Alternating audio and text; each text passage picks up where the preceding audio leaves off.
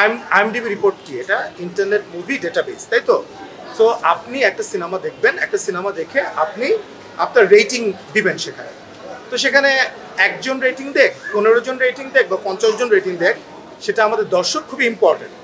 তো আমি যেটা শেয়ার করেছিলাম সেখানে সেটা একদমই অথেন্টিক, কারণ সেই রেটিংটাতে আমি দেখতে পেলাম যে দাগি গট 9 আউট অফ 10 ম্যাক্সিমাম দর্শকের ক্ষেত্রে। সো এটা ন্যাচারালি, তো আমি একটা ফ্যাক্ট শেয়ার করেছি। তো আমি সোশ্যাল মিডিয়াতে হঠাৎ করে দেখতে পেলাম যে 2 ঘন্টা পরেই বলা হচ্ছে যে, সেটা কারা আমি জানি না, কিন্তু বলা হচ্ছে যে 2 ঘন্টায় আমি দেখতে পেলাম যে, আর আমি বাংলাদেশে ক্লিক করে দেখলাম দাগি এই যে 9 যারা দিয়েছে রেটিং, তো এরকম অনেক দেখলাম যে রেটিং 1 অনেকগুলো। তো আমরা এত খারাপ ছবি বানিয়েছি যে রেটিং 1 পড়ে গেল। এবং মজার ব্যাপার হচ্ছে যারা এটা করেছে আমি তাদেরকে আরেকটু ম্যাচিওরড অ্যাটিটিউড করার জন্য বলবো। এবং দেখেন তারাও আমাদের ফ্যান, আমাদের দর্শক। তো ওরাই বলছে যে 2 ঘন্টায় দেখেন আমাদের ক্ষমতা, আমরা আইএমডিবি রেটিং আপনাদের অ্যাভারেজ 5-এ নামিয়ে দিয়েছি। তাহলে আমার প্রশ্ন হচ্ছে, তাহলে কি 2 ঘন্টায় আপনি সিনেমাটা দেখে ফেলেছেন? দেখে তারপর আপনার ভালো লাগেনি, তারপর আপনি 1 রেটিং দিয়েছেন ডেফিনেটলি। তো 2 ঘন্টায় তো আপনি সিনেমাটা দেখে ফেলেননি। তো আইএমডিবির রেটিংটা কি?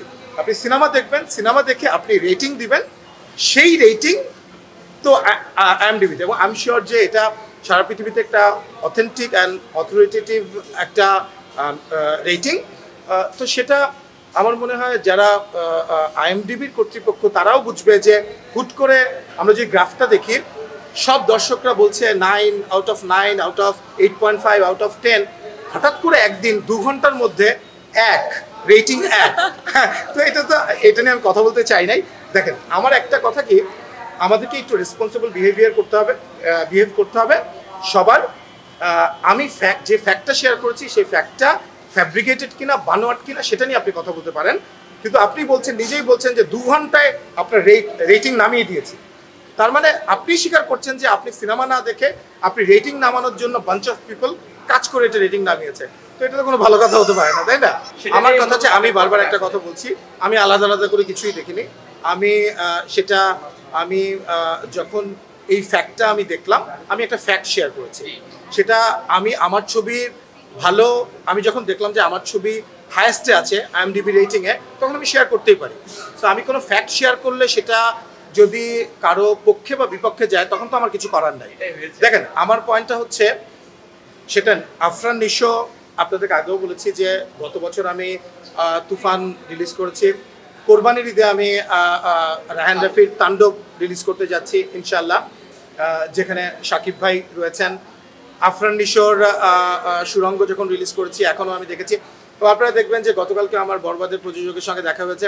আমরা কিন্তু এটা একটা হেলদি কম্পিটিশন। সো হেলদি কম্পিটিশনটাকে কখনো কাদা ছোড়াছুড়ির পর্যায়ে নেওয়াটা, এটা আমাদের প্রযোজকদেরকে বিব্রত করে, আমাদের অভিনয় শিল্পীদেরকে বিব্রত করে, আমাদের পরিচালকদেরকে বিব্রত করে। সো আমার কথা হচ্ছে, সেটা আফরান নিশোর ফ্যান হোক, আমাদের ফ্যান হোক, তমা মির্জার ফ্যান হোক, শাকিব ভাইয়ের তো বিশাল ফ্যান গ্রুপ, তাদেরকেও আমি রেসপেক্ট রেখে বলছি যে এমন কিছু করা উচিত না যেটা আসলে তাদের নিজেদেরকেই বিব্রত করতে পারে। তো সেই রেসপন্সিবল বিহেভিয়ারটা আমরা আশা করি। আমরা বাড়তি সতর্কতা অবলম্বন করছি, কারণ প্রথম থেকেই আমরা পাইরেসি কন্ট্রোলে আমরা একটা ইনিশিয়েটিভ নিয়ে থাকি আমাদের সব সিনেমার ক্ষেত্রেই। তবে আপনি যেটা বললেন, আমি যতদূর শুনেছি, আমি এক্স্যাক্টলি জানি না, হয়তো পাইরেসি হয়নি, কিছু ক্লিপ বেরিয়েছে এবং সেটার জন্য যে ওনারা কর্তৃপক্ষকে জানিয়েছে এবং আপনি কি বলেন ডিবি অফিসে গেছে নাকি? এটা আমি খুবই অ্যাপ্রিসিয়েট করি।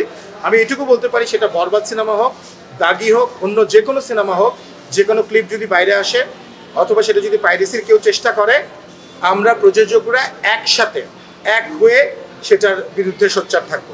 এবং সেখানে পরিচালকরা, আর্টিস্টরা, আমি শিওর এটা আমাদের কমন একটা ফ্যাক্টর।